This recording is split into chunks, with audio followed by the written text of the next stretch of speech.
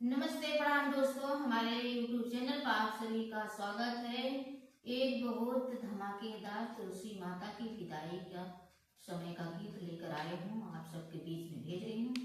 जैसा भी लगेगा आप लोग कमेंट में बताइएगा। और ये तुलसी माता की विदाई का गीत का आप लोग आनंद एक बार जरूर उठाइएगा। कार्तिक महीना बड़ा पावन एकादशी के दिन आता, एकादशी के दिन हो वैकुंठ से आए साल के राम तुलसी के ब्याहन का, तुलसी के ब्याहन हो वैकुंठ से आए साल के राम तुलसी के ब्याहन का, तुलसी के ब्याहन हो गैया के गोबराली आए तयग नाली पाए, तयग नाली पाए हो रामा केरवा के माड़ो छावाए ता चौकपुराए, ता चौकपुराए हो रामा केरवा के माड़ो छावाए ता चौकपुराए, ता चौकपुराए हो हल्दी लगाए साल के रामा उहई हल्दी, तुलसी उहई हल्दी, तुलसी न हो रामा सोरहौ सिंगार कैली, तुलसी ता ओढ़े लाली चूनर, ता ओढ़े लाली चूनर हो रामा सोरहौ सिंगार कैली,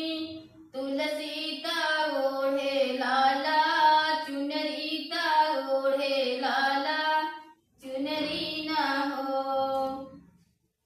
पहिने पीतम्बर साल के रामा ता लहंगा चोला, तुलसी ता लहंगा चोला, तुलसी न हो रामा तुलसी के मेहंदीरा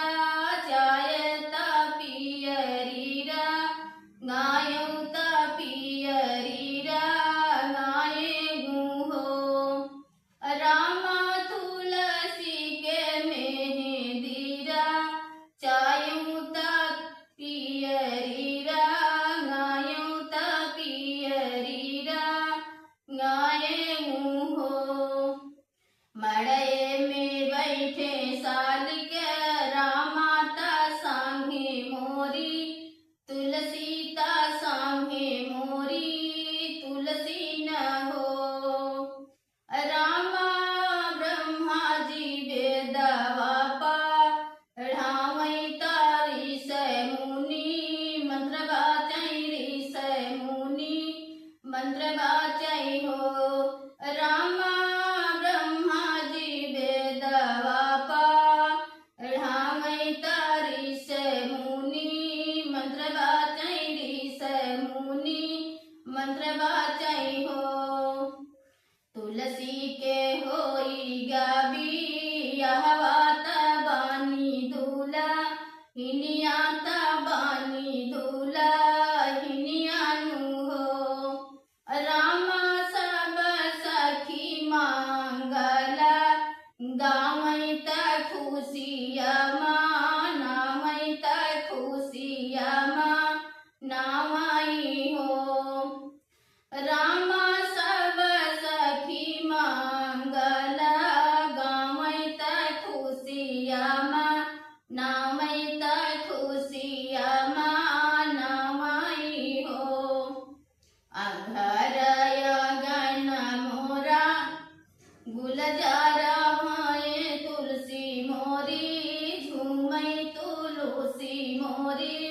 झूमाई हो। घराया गाना गुला जरबाए तुलसी मोरी, झूमई तुलसी मोरी झूमाई हो। रामायण वैयाए साल के, रामा तुलसी गवने जय है तुलसी गवने जय है हो। रामायण वैयाए साल गे, रामा गावाने तुलसी जय है गावाने तुलसी जय है हो। ढोरिया और पूरी हम बनायन तैयारी खूब की हन तैयारी